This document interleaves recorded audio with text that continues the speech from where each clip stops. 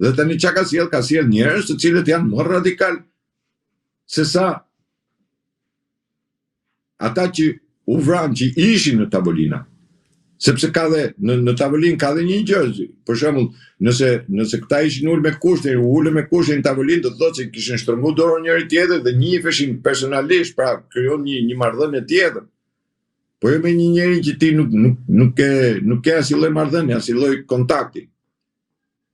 Dhe këtu unë dyshoj tek Izraeli se do ta vazhdoj dhe apo do ta përkeqësoj luftën, sepse Izraeli nuk i leverdis domethënë tërheqja e Amerikës. Izraeli kërkon të vazhdoj luftën sepse ai do të Netanyahu ka atë projektin e tij duke menduar se do bëj Izraelin e madh. Një Izrael të madh që ai ka deklaruar dhe e ka shpallur në luftën 12 ditore. Lufta 12 ditore doli me hartën e Izraelit të madh dhe tha ne do bëjmë Izraelin e madh, se ti Netanyahu ka i të keqë ky Netanyahu. Përveç se se ky ka qenë, se njerëzit nuk e dinë që ky ka qenë në organizate terroriste Netanyahu fillimisht. I vllai ka qenë kështu me grad generale komandante ushtrie. Ky ka qenë ato grupe terroriste dhe ky vazhdoi ala me terrorizmin. Por Netanyahu nuk është diku në rabin do i ke thonë ti që ti je Mesia dhe ky ju ka mush mendja që është Mesia, thotë jam misionare, kupton? Edhe ky vazhdon me atë vetën, ky vazhdon ta bëjë dhe ky ishte personi i cili e futi në Amerikën, e tërhoqi në Amerikën në këtë luftë. Sepse Amerika nuk ishte për të futur në luftë. Nuk ishte për të futur në luftë për vetëm arsye se asnjëherë të gjithë presidentët e Amerikës, nëse do t'i vëmë të gjithë presidentët e Amerikës vërtet kanë bërë shantazhe, vërtet kanë bërë presione, vërtet kanë bërë kontrolle në Iran, por kurrë nuk kanë deklaruar dhe nuk kanë bërë luftë me Iranin. Për shumë arsye. Një nga arsyet kryesore është se Irani është i shtet 3000 vjeçar.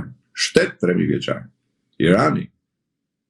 Se kur të futesh në një luftë do të njohësh edhe gjeografinë, edhe historinë e atij vendi. Tashi, kur Roma që ishte perandori, dërgoi 7 legjione dhe të 7 ngelen aty, dhe ai kap komandantin, e kap peng. Dhe nuk arriti ta pushtoi Persi. Kur Osmanët që ishin perandori prap nuk arritën ta pushtojnë.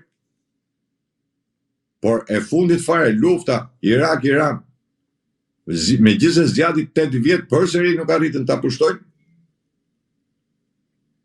Dhe një vend i cili jeton në saksione për 50 vjetësh jeton në saksione dhe vazhdon akoma mbijeton apo zhvillon dhe nuk kanë kuptuar që Irani nuk është shtet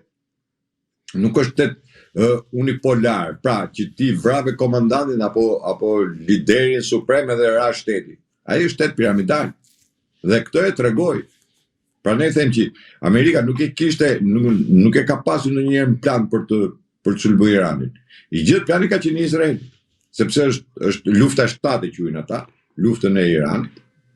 Pra, dhe Netanyahu ka deklaruar edhe tashmë në këtë luftë deklaroi që pas shiitëve do të filloj me sunitët. Pra, pasi të marrë me Iranin do filloj me Turqinë. Dhe prandaj mundohet ta fusi Turqinë në lojë, në luftë kundër Iranit. Edhe incidenti që bën me atë ambasadën izraelite në Turqi. Po, konsulatën. Për të rrit konfliktin dhe për ta fut Turqinë në valle. Sepse Izraeli nuk mund të rri pa luftë. Sepse Izraeli është mësuar, por është mësuar vetëm të luftoj me njerëz cilët janë pa armatos pa gjë, të shkoj të pushtoj toka dhe gjithmonë ka qenë nën çadrën e Amerikës. Dhe të gjithë ju kanë bindur, e kanë quajtur të fortë sepse ka qenë Amerika në krah. Por në momentin që Amerika nuk është më me Izraelin, në një moment, nëse Amerika nuk është më me Izraelin, atëherë do thotë që Amerika është mburoja, ikën mburoja, Izraeli ngelet si peshku pa ujë, themi. Dhe prandaj Dhe prandaj thash që kjo tërheqja dhe mosbindja e Izraelit do shkoj shumë larg. Për një arsye, sepse Izraeli ka bërë një deklaratë para disa ditësh ku ka kërkuar që bazat amerikane që janë lindet e mesme të instalohen në Izrael. Pra ai e ndjen veten të pafuqishëm, sepse tashmë të gjithë vendet e gjirit e kuptuan kush është Izraeli. Pa mbështetjen e Amerikës, Izraeli nuk bën dot asgjë. Dhe kjo deklaratë që bëri lë të dyshoj që Izraeli do veprojë përsëri dhe do ta ndezi një konflikt, do të krijojë një incident, se Izraeli është mësuar të krijojë incidente vetë, i vetë krijon incidentet. Dhe duke ai e ka pritur me anë mbarimin e afatit.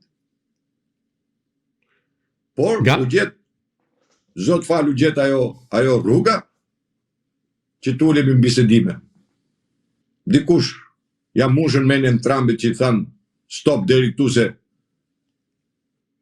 nuk shko më kjo punë, hajde tulemi të flasim, sepse mos harrojmë se Amerika tek e fundit kjo çështje vërtet është çështje lufte.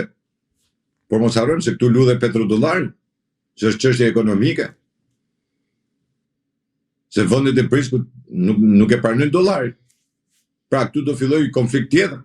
Pra ne them që edhe këto bisedime do jenë shumë të vështira. Do jenë jashtëzakonisht të vështira. Mirë, po Irani ka dhe i problem tjetër. Nëse goditet Libani, jeni të bindur që Irani do futet prapë në luftë. Pse? Sepse janë Hezbollah, po Hezbollah u futën në luftë për Iranin, ashtu si që futën dhe Huthët për Iranin. Nuk u futën ditën e parë, por ditën në vazhdim u futën në luftë pikërisht për këtë punë. Dhe kur thua do bëj, prandaj dhe Irani në deklaratën e tij ka kërkuar, domethënë, anë pushim në të gjithë territorin. Po jo në territorin iranian, po në të gjithë lindjen e mesme. Pra, edhe ato që quhen proxyt e Iranit, ti nuk mund t'i sulmosh. Nëse i sulmon ata, ti ke sulmuar Iranin, pra këtu, prandaj them që Izraeli nuk besoj se do të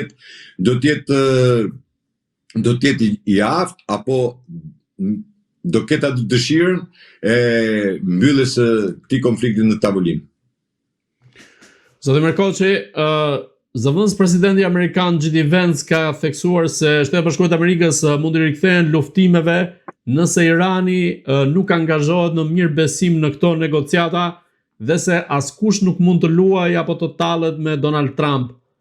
Në këtë rast, ky është një paralajmërim i tillë që këto negociata, pra ky armpushim mund të shkelet nga momenti në moment?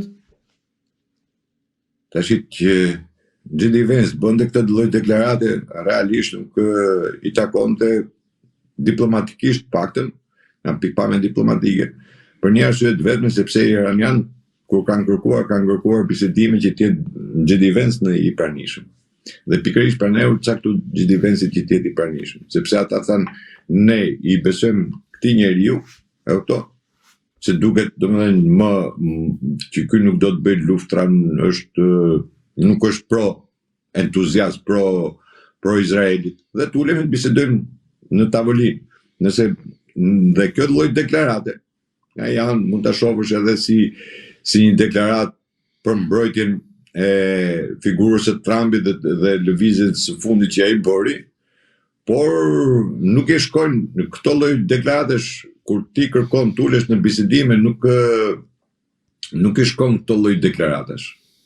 Pra, themi pak a shumë sikur e kanë humbtoruan në këtë pikë.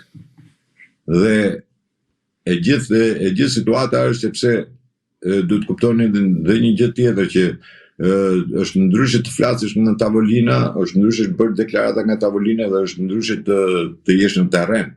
Ai që është në terren, ai e ndjen.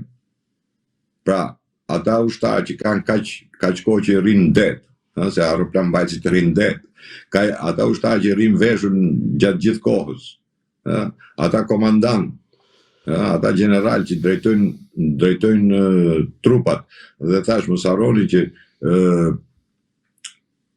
ndërhyrja që bëri për të krijuar një pikë të vetëm brenda Iranit për të sulmu centralin, gjoja për të marrë atë iraniumin, ky dështim i ka rënduar shumë, pavarësisht nga deklaratat çfarë thohet. Deklaratat mund bëjnë shumë, mund deklarojnë shumë gjëra, por realiteti është ky. Pra ishte një dështim, dhe ky lloj dështimi nuk ka përdijet kollaj. Dhe J.D. Vance bën deklarat për njëjtën arsye sepse do të mbuloj atë pjesën tashmë edhe të atij dështimi që ndodhi. Ne e them me keqardhje këtë që amerikanët u futën pas strategji dhe ndoqën vetëm atë dëshirën apo informacionin që dha Netanyahu, sepse nuk do të harrojmë në asnjë moment, ishte hera parë që Netanyahu bënte brenda vitit 7 vizita në shtëpinë e Bardhë, ishte hera parë që ndodhte kjo. Mos harroni edhe këtë.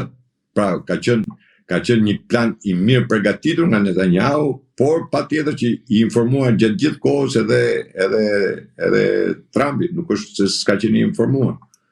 Dhe konflikti që ka ndodhur pikërisht tek pushtimi me trupa, ndërhyrja me trupa. Mirë po, deklarata që Trumpi dha, që ne do ndërhyjmë me trupa, dhe pastaj tërhiqesh, tash unë nuk e di nëse kjo quhet fitore.